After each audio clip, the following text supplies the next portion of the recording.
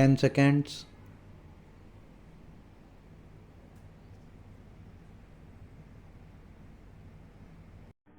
Madam Deputy Chairman, I rise to support the bill which has been moved by the Honorable Minister of State in the Ministry of Home Affairs. This bill incorporates certain sentiments which the country holds so dear as far as the office of President is concerned, and also incorporates the faith of the people in themselves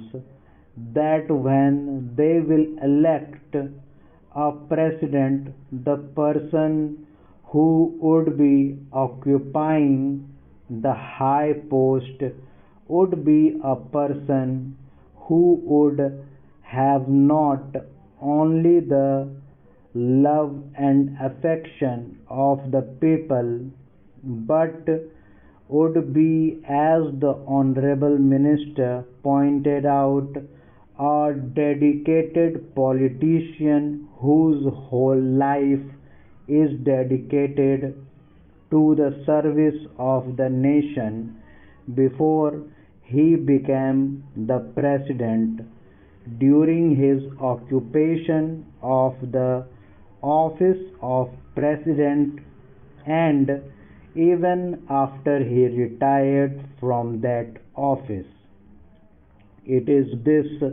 confidence of the people in themselves and the high love and affection which they hold for this office which have resulted in this particular bill being considered by the House at the present moment.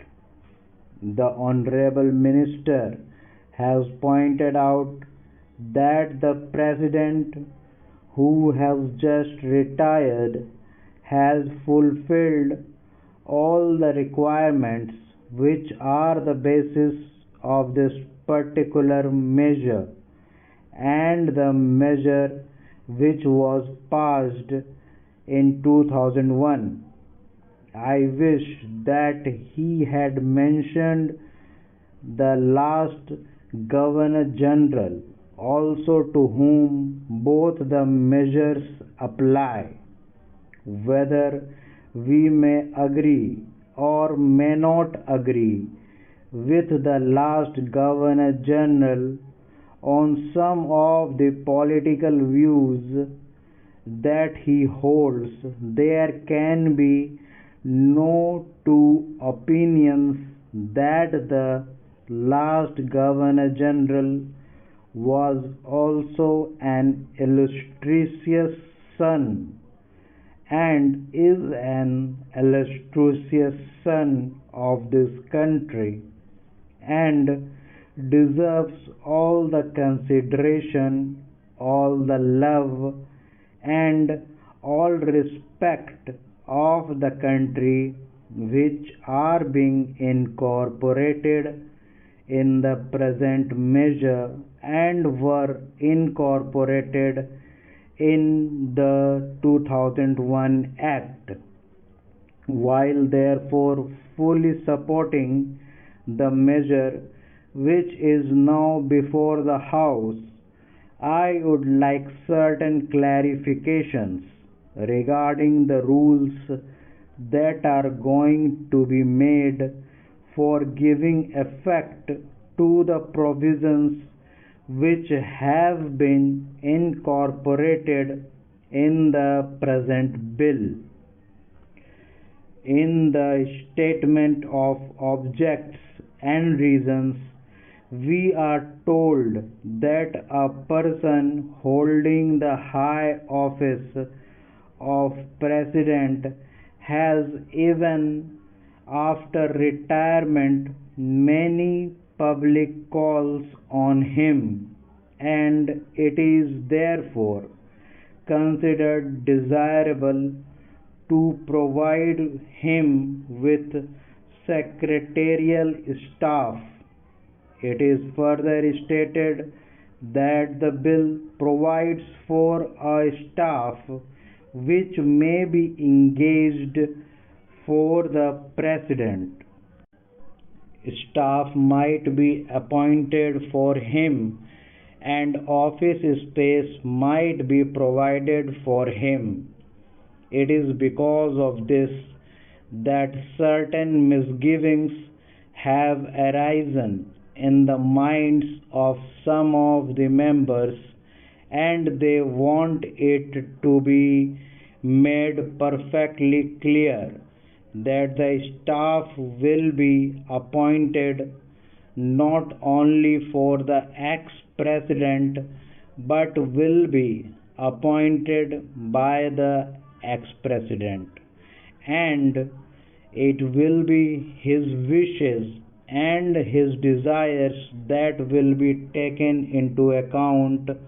when a particular person is being appointed. Also, regarding the office which is engaged for him, his wishes should be taken into account so that he knows what would be a convenient place for him and he may try to get that place. Another reason for insisting on what I consider to be an important detail is that if the government appoints the staff for the ex-president, then automatically they become government servants because they have been appointed by the government. It may be that in the rules a clarification might be attempted whereby they may be exempted from some of the service conduct rules which are applicable to normal government servants, but even there it will be much better that this should not be left in any doubt, and that these persons that are appointed to assist the ex-president in his secretarial tasks are appointed by the ex-president himself. They would be the staff of the ex-president and would not be appointed by the government for the ex-president and would not be government servants. This point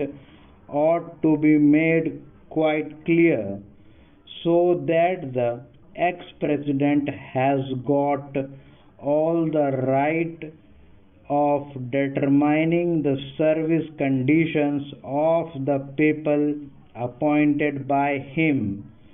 of course subject to the overall limit which has been provided and to my mind rightly provided in the bill. Within that overall limit, perhaps it will be much better to leave the rest of the matter to the President himself so that we may also express our further confidence in the President to the effect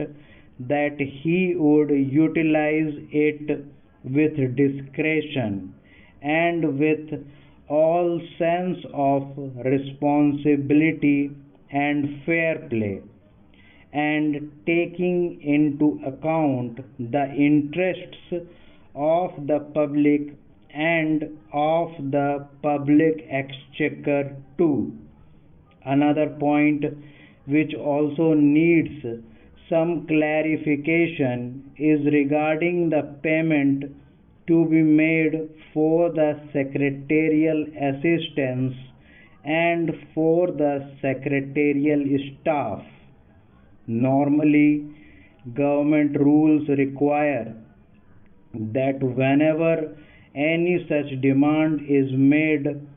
on the public exchequer or on the consolidated fund of India, a certain formality has to be gone through, and that formality of accounting has to be in a prescribed form.